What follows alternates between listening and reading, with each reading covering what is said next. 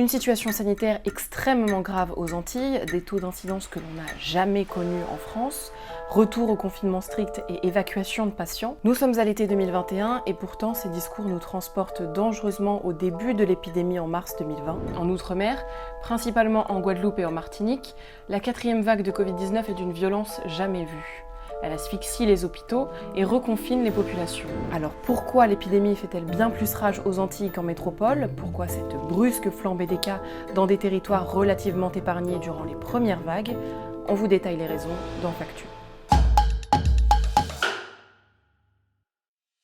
Ce CHU est devenu un hôpital Covid. Il s'est totalement transformé, pas de manière aussi importante qu'on l'avait déjà fait dans les 3 vagues précédentes. Mais le drame actuel, c'est que cette organisation ne suffit pas du tout. Par exemple, cette nuit, il y avait une trentaine de personnes au service d'urgence qui n'avaient aucun lit pour pouvoir être hospitalisées, qui devaient l'être. André Cabier est chef de service d'infectiologie au CHU de Martinique. Et comme bon nombre de ses collègues, il constate avec effroi le sévère rebond de l'épidémie aux Antilles, inédit dans ces territoires depuis le début de la crise. Les taux d'incidence sont vertigineux. Selon Santé publique France, au 11 août, ils atteignaient 1176 pour 100 000 habitants en Martinique et 1855 en Guadeloupe, ou encore 933 à Saint-Barthélemy et 518 à Saint-Martin. En comparaison, le sud de la métropole, le plus touché par l'épidémie, affiche des taux oscillant entre 600 et 700. Nous avons à peu près 6800 cas en une semaine, qui pour nous est énorme parce qu'au plus fort de la 2e vague qui a été pour nous la plus impactante, nous avions 1200 cas par semaine. Donc vous voyez, c'est multiplié quasiment par 6. Comment expliquer alors une telle différence entre la métropole et les territoires d'outre-mer?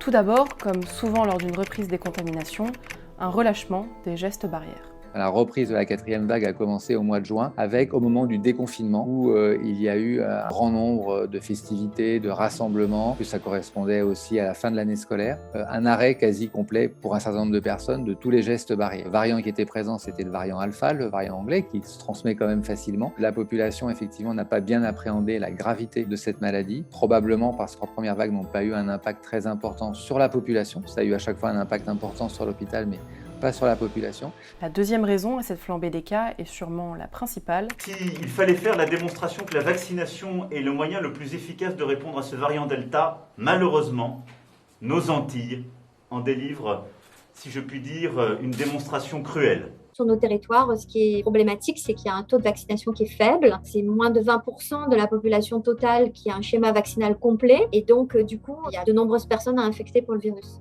En Outre-mer, les doses n'ont pourtant jamais manqué et les centres de vaccination ont bien pu ouvrir dès le début de la campagne de vaccination. Pourtant, rien qu'en Martinique et en Guadeloupe, à peine 20% de la population est totalement vaccinée, contre près de 55% en métropole.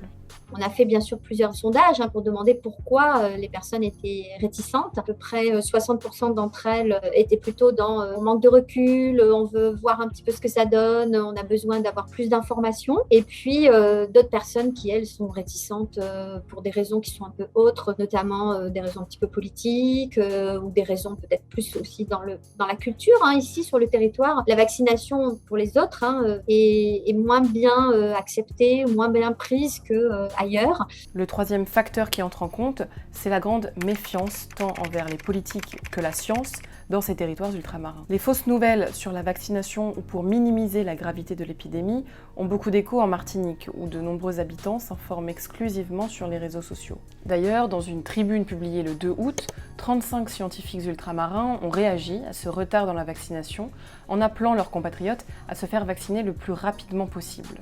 Une défiance des Martiniquais vis-à-vis de l'autorité en général, alors que ce soit l'autorité nationale, gouvernementale, ce qui vient de Paris, mais aussi l'autorité locale, vis-à-vis de la science aussi, et vis-à-vis de la médecine. Il y a une espèce de militantisme et de positionnement anti-vaccin. Le poids de l'histoire prend ici toute son importance, car cette méfiance à l'égard de l'État prend notamment sa source dans le scandale du chlordécone. Cet insecticide interdit en France en 1990 a continué à être autorisé dans les champs de bananes des Antilles.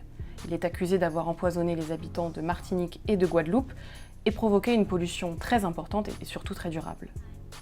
Donc la création d'une méfiance derrière. Donc on peut le comprendre, tout à fait. Maintenant, justement, nous, sur la crise de Covid, on est dans une approche très transparente parce qu'on sait combien c'est important d'expliquer aux gens, de leur donner les chiffres, de leur montrer ce qui se passe vraiment et de leur dire ce que l'on met en place. Mais c'est vrai que ce fond de méfiance existe. Enfin, quatrième explication, c'est l'âge et le rôle des comorbidités dans les formes graves de la maladie, comme en Guadeloupe. Les plus de 65 ans représentent 28% de la population. C'est vrai que la Martinique est un des départements et d'un des territoires français les plus âgés et dans lesquels il y a une fréquence très très élevée du diabète, de l'hypertension, de l'obésité. Cette vague-là, ce qu'on observe, c'est qu'on a des personnes de plus en plus jeunes, c'est des personnes de moins de 50 ans, de moins de 40 ans. On a déploré ce week-end une dizaine de décès tous les jours, dont des personnes d'une trentaine d'années. Ces personnes-là étaient toutes soit en surpoids, soit obèses.